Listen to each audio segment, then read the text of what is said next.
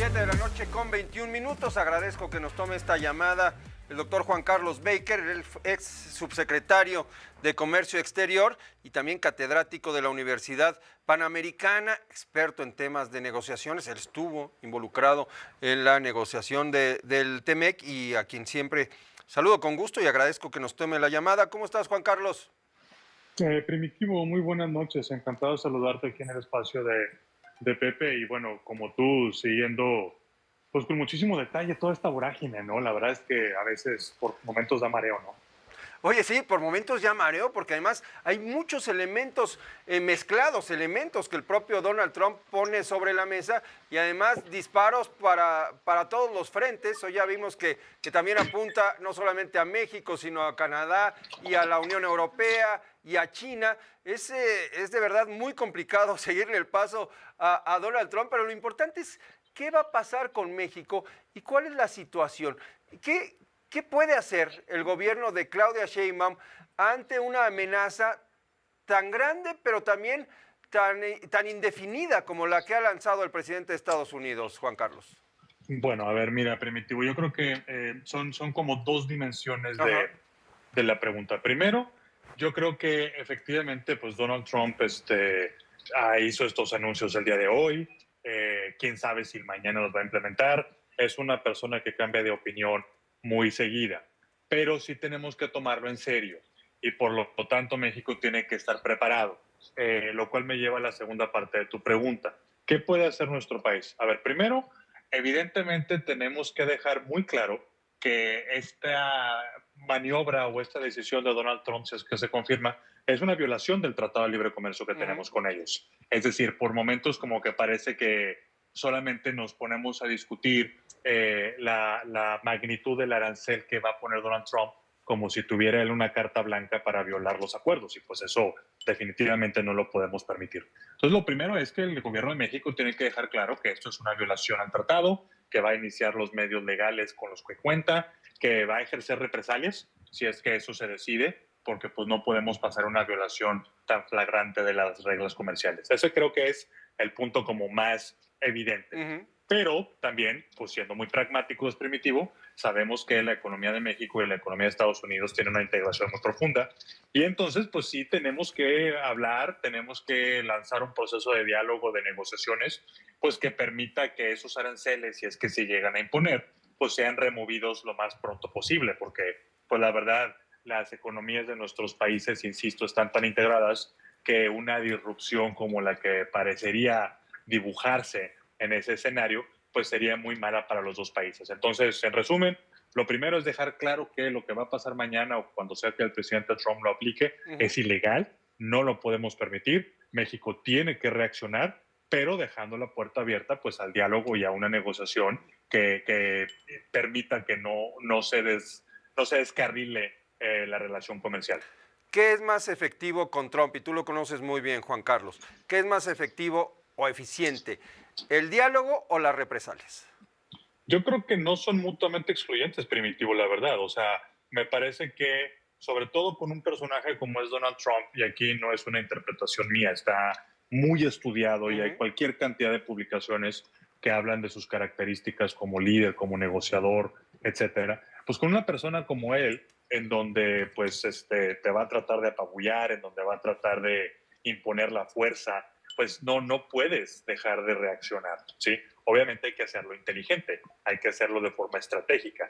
Por eso lo que yo te mencionaba hace un instante, pues es que la combinación, obviamente no va a ser fácil, no estoy diciendo que prácticamente está resuelto, sino que el truco, Sí. y es donde viene la estrategia, es combinar esa persuasión, esa apertura a la negociación, con una demostración efectiva de fuerzas. México tiene un poder de influencia importante en la economía estadounidense y es momento de ejercerlo.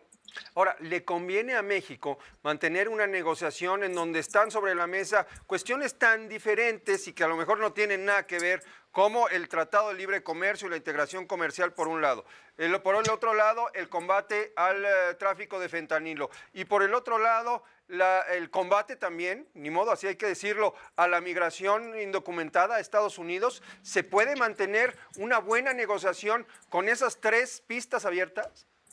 Pues es que yo pienso, Primitivo, que esas pistas ya están abiertas de todas maneras. Es decir, por la manera en la cual se ha venido configurando la relación bilateral desde hace algunos años, en donde los temas comerciales, económicos, de migración, de seguridad, están pues, ligados de manera íntima, pues yo creo que ahora mismo tratar de decir que solamente vamos a hablar de temas comerciales en el contexto del TEMEC, pues me parece que eso no es realista.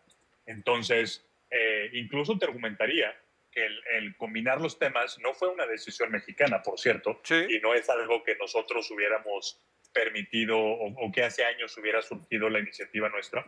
Pero ya que estamos en esa dinámica, pues me parece que tenemos que echar mano de todos los elementos que tengamos y que eso pues, nos ayude a ser mucho más eficientes en nuestras negociaciones. Si hay un tema, y por ahí escribí una columna al respecto, Primitivo, si hay un tema que a mí me genera mucha reflexión sobre esto. Si ya México se va a sentar en la mesa y va a tener este tipo de dinámica con Estados Unidos, pues yo creo que también tenemos que reflexionar muy profundo qué queremos como país. O sea, si nos vamos a sentar con Estados Unidos y le vamos a ayudar en estas cosas, tenemos que saber qué le vamos a pedir a cambio. No es posible que solamente nos sentemos tratando de evitar que nos vayan a atropellar. Tenemos que ser más estratégicos y tener una altura de miras mucho más grande. ¿Qué le podemos pedir a cambio?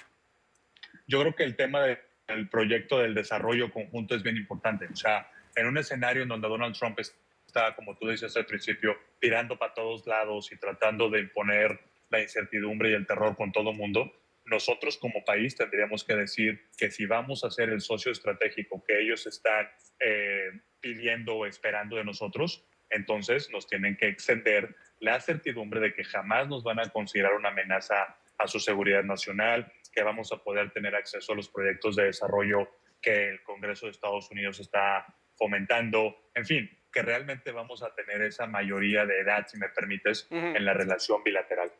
Juan Carlos, la discreción que ha mantenido el gobierno de México en torno a posibles acciones, hoy hablaba la presidenta, tenemos un plan A, B y C, pero no mencionó ningún detalle. ¿Esta discreción beneficia a México o tendría que abrir un poco su juego? No, a mí me parece que es necesario. Es decir, primero, como hemos comentado y pues es muy amplio, realmente no sabemos qué va a pasar mañana. Entonces, ante eso, pues si México adelantara que va a tomar una medida de esta naturaleza o que le va a incrementar el 50% de arancel a las sandías o en fin, no sé, lo que se te ocurra a ti o a mí, pues estaría de alguna manera, primero, revelando su juego. Sí. Segundo, pues podríamos de manera inadvertida causar algunos efectos malos. O sea, el tipo de cambio se te puede ir, las acciones de algunas empresas podrían caer en la bolsa de valores, podríamos generar incrementos en precios, en fletes o en el precio de las bodegas. Entonces, pues desde luego que nos gusta tener mucha más visibilidad, pero creo que en estos momentos la prudencia y sobre todo pues el guardar muy cerquita del pecho las cartas con las que tenemos, pues es lo adecuado. Muy bien. Juan Carlos, muchas gracias por esta explicación y por tratar de ayudarnos, ¿no?, a entender lo que está pasando en medio de lo que bien dices, es una vorágine difícil de seguirle el paso.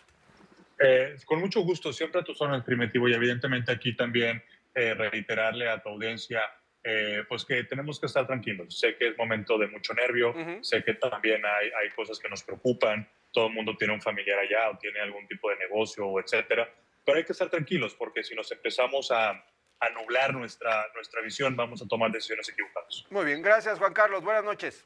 Buenas noches. Hagamos una pausa. Aquí se escuchan todas las voces. Opina con nosotros. Envía tus comentarios por WhatsApp al 5644 1790 55.